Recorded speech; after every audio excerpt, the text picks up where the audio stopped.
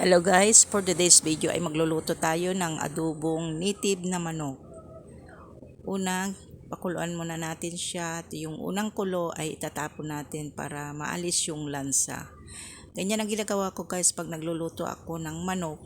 Pakuluan ko muna ng isang beses, tapos alisin yung tubig, itapon ko rin yung tubig niya kasi nandoon pa yung taba, maalis yung taba niya. Ang native na manok kasi guys, kapag bagong huli, malansa yan. Kaya dapat ikulong natin ng 1 week bago natin siya katayin. At kung hindi man yung kung bagong huli, ganito ang gawin natin, pakuluan muna natin siya para maalis yung lansa niya.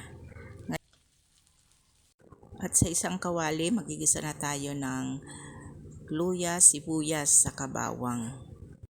Halu-haluin lang natin siya guys hanggang sa lumabas yung aroma. Saka natin isunod yung pinakulaan natin kaninang manok. Yan. Haluin lang natin ganyan hanggang sa will combine lahat yung mga ingredients na linagay natin. Katapos nyan, lagyan na natin ng condiment na pamintang durog. Depende sa inyo guys kung anong gusto nyong ilagay ng paminta, yung buo o kaya durog. Pero sa akin ang linagay ko yung durog na.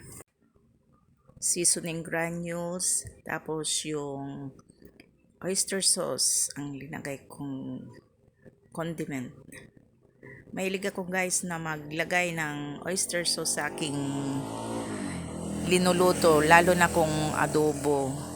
Kasi yan ang pampadagdag ng lasa ng ating linuluto. Medyo manamis-namis kasi ito guys.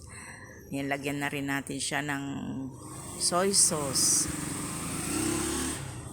Saka natin halu-haluin ulit. At sunod ay lagyan na natin ng tubig para maluto na siya. Takpan muna natin hanggang sa lumambot na yung manok. Kung sakaling nabot mo ang puntong ito guys, that means nagustuhan mo ang aking video, kaya paki-like and share mo na rin para makita rin ng iba. At kung hindi ka pa nakapag-subscribe sa aking YouTube channel, Australia Vlog, mangyari mag-subscribe ka na para updated ka palagi sa aking mga ina-upload.